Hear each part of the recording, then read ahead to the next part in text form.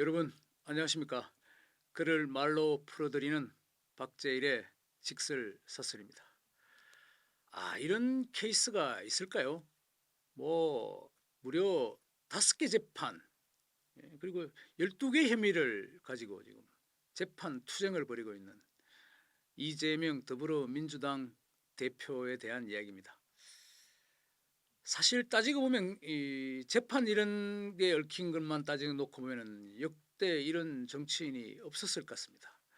이 대표 스스로는 나한테 왜 이런 고통이, 이런 고초가 하고 항변할 듯도 하고, 또 바라보는 국민은 각자 다른 설왕설래 극단의 의견을 또 표출하고 있습니다.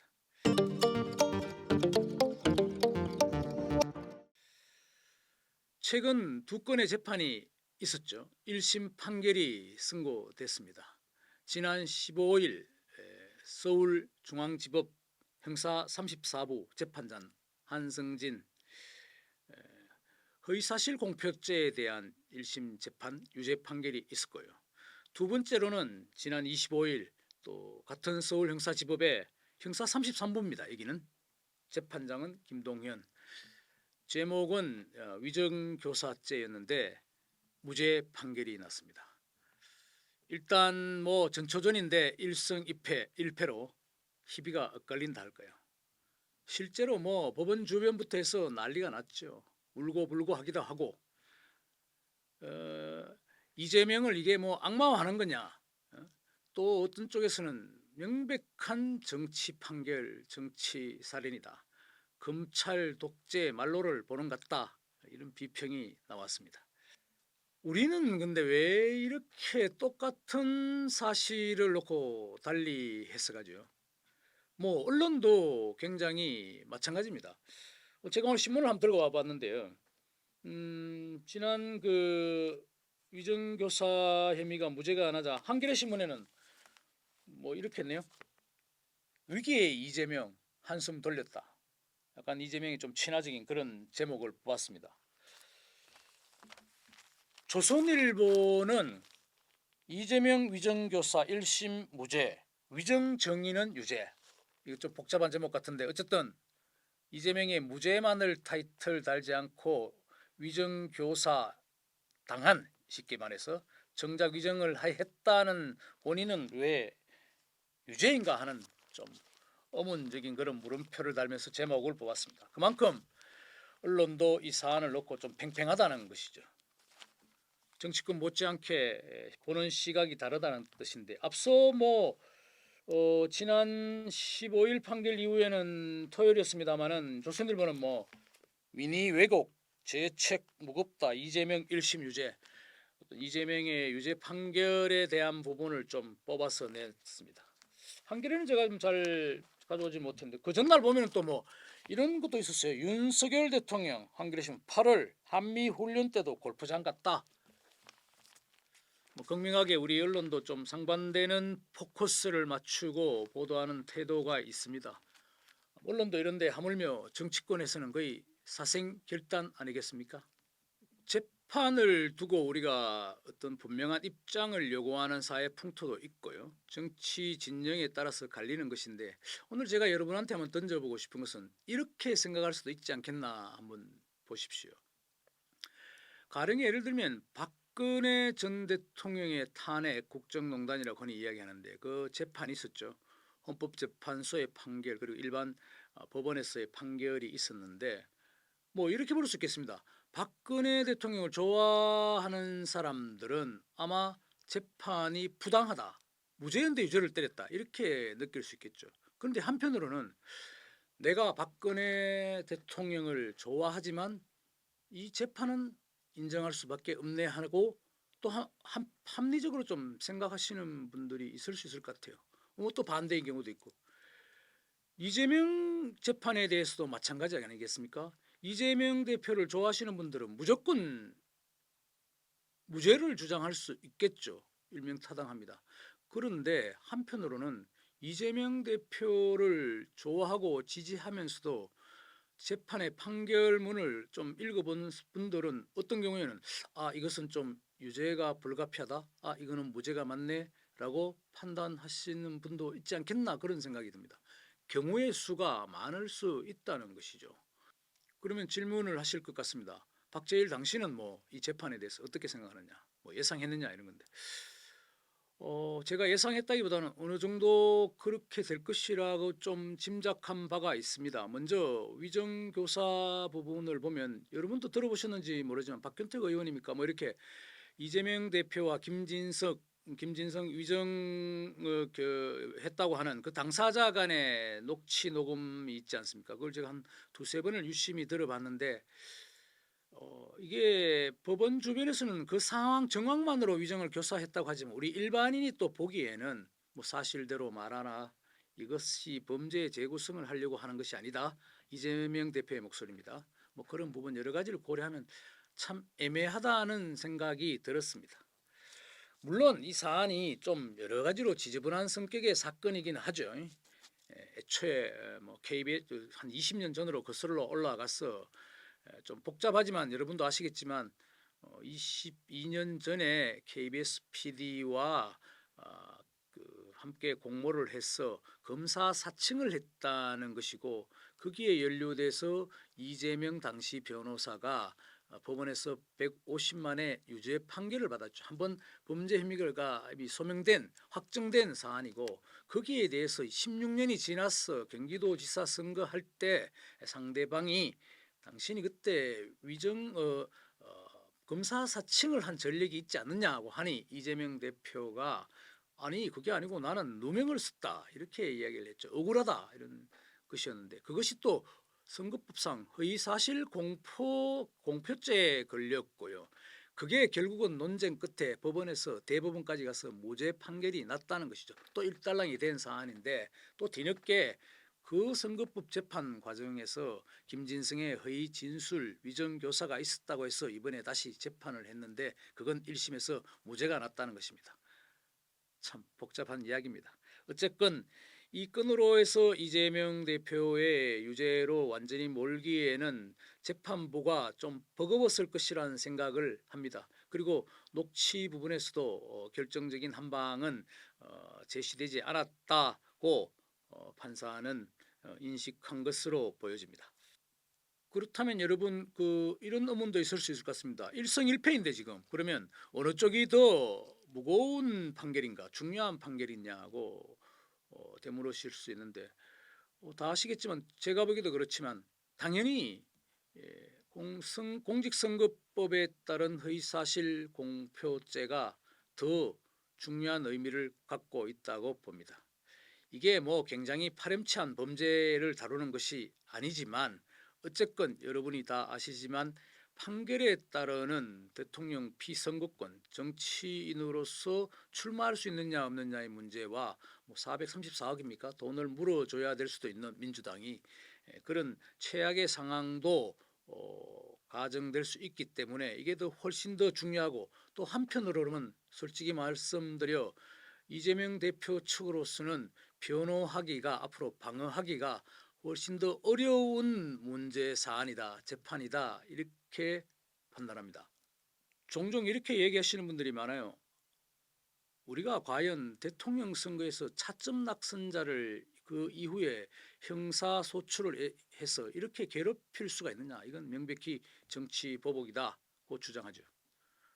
저도 그걸 좀 인정합니다. 애매한 구석이 있습니다.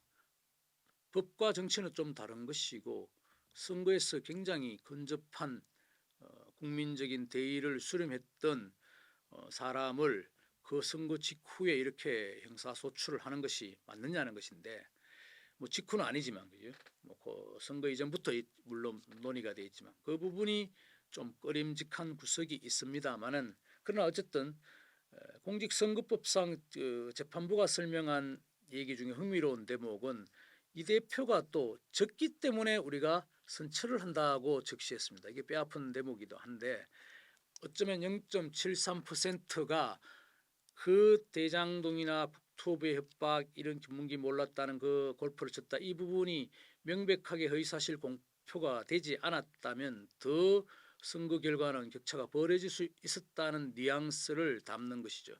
또 재판부는 명백하게 왜 허위사실 공표죄가 중요하냐고 하면 이건 대의민주주의를 훼손하고 크게 보면 또 좀 좁혀서 보면 선거의 공정성과 선거의 그 민주성 그리고 민의를 왜곡시킬 수 있다고 했습니다. 민의가 왜곡됐다 이 사안으로 놓고 보면 그렇게 판사는 인식했던 것 같습니다. 뭐 월드컵 경기로 보면 초반이라서 1승 1패 뭐 그렇게 중립적인 중간적인 성적 이렇게 볼 수도 있는데 그럼 이재명 대표는 지금 이 시점에서 뭐 앞으로 잘 헤쳐나갈 수 있느냐 사법 리스크를 이렇게 물어보실 수 있겠습니다. 제가 보기에는 솔직히 좀 더 무죄 판결이 나면서 오히려 좀 더 어려워진 부분도 있다고 봅니다. 약간의 딜레마라 할까요? 이 대표는 지금 첫 번째 유죄 판결이 나왔을 때 현대사의 한 장면이 될 것이다. 굉장히 자신이 탄압받는 인물로 좀 각인시키고 싶었을 것입니다. 그래서 현실의 법정은 두 번 더 남아 있고 그러니까 고등법원과 대법원의 재판이 있고 또 민심과 역사의 법정은 영원하다 이렇게 얘기했습니다. 나는 굳건하다 죽지 않는다는 메시지죠. 그러나 위정교사 혐의에 대해서 무죄 판결이 났을 때는 진실과 정의를 되찾아준 재판부에 감사한다고 했습니다. 그러니까 제가 보기엔 딜레마라는 것은 사법 판결 재판부를 좀 선택적으로 인정하는 모순이 있다는 것이죠. 한쪽은 계속 용단이라고 재판에 또 한쪽은 정치 판결이라고 한다면 이게 지금 논리적 일관성이 조금 떨어지는 것입니다. 그 측면에서 이재명 대표의 딜레마가 있다는 것이죠.